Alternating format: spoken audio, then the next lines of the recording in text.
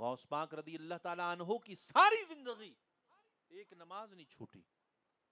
میرا اور آپ کا حال کیا ہے؟ غوث پاک نے ساری زندگی کسی عورت کی طرف نظر اٹھا کے نہیں دیکھا. میرا اور آپ کا حال کیا ہے؟ حضور سیدنا شیخ عبد القادر جیلانی نے ساری زندگی زبان سے جھوٹ نہیں بولا. میرا اور آپ کا حال کیا ہے؟ آج ہم یہ نعرے تو مارتے پھرتے ہیں لیکن اصل چیز عمل ہے. اصل چیز عمل. اب غوث بنا کیسے؟ عبد القادر جیلانی کو ولایت ملی کیسے؟ والد محترم کا عالم یہ ہے.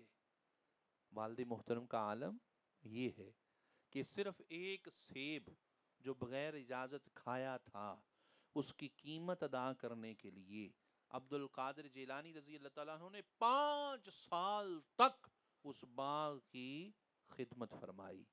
اب ایمان سے بتائیے میں نے اور آپ نے کتنے لوگوں کے استغفر اللہ وہ ریڑی پہ کھڑے ہو کے چنے کھا لیے, کھجور کھا رہے ہیں بغیر اجازت کے.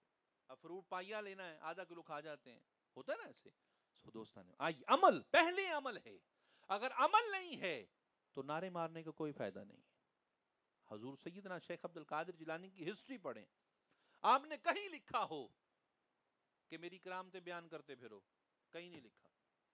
لیکن آپ نے ہر جگہ لکھا ہے میرے نبی کی سنت کو پورا کرو, نبی کی سنت کو پورا کرو.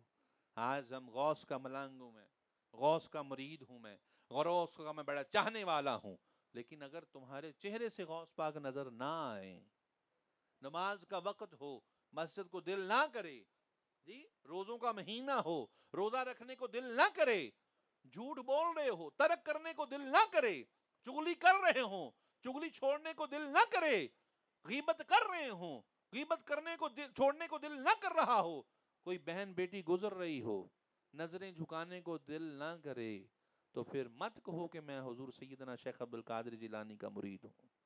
نہ نہ نہ نہ, حضور غوث پاک کے مرید ایسے تو تھے ہی نہیں. دوستان محترم آئیے, جو حضور کی اصل سیرت ہے, اور آپ رضی اللہ تعالیٰ کے والد محترم, میں ضروری سمجھتا تھا کہ غوث بنا کیسے. حضرت بابا فرید صاحب رحمۃ اللہ تعالیٰ علیہ نے ایک دن بیٹھے نا, پوچھا ہے فرید تیرا مقام کیا ہے؟ کہا اماں اللہ نے اتنا مقام عطا فرما دیا ہے, اگر میں کسی جانور کی طرف اشارہ کروں تو وہ مر جاتا ہے, اور اللہ کی عطا سے میں اگر حکم کروں وہ زندہ ہو جاتا ہے. یہ مقام عطا ہوا ہے.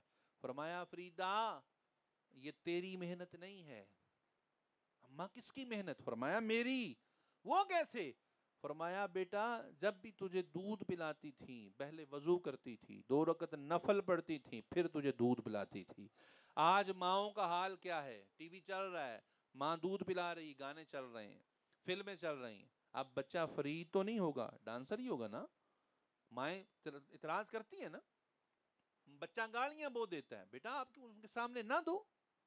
جی بچہ جھوٹ بولتا ہے, نہ بولو.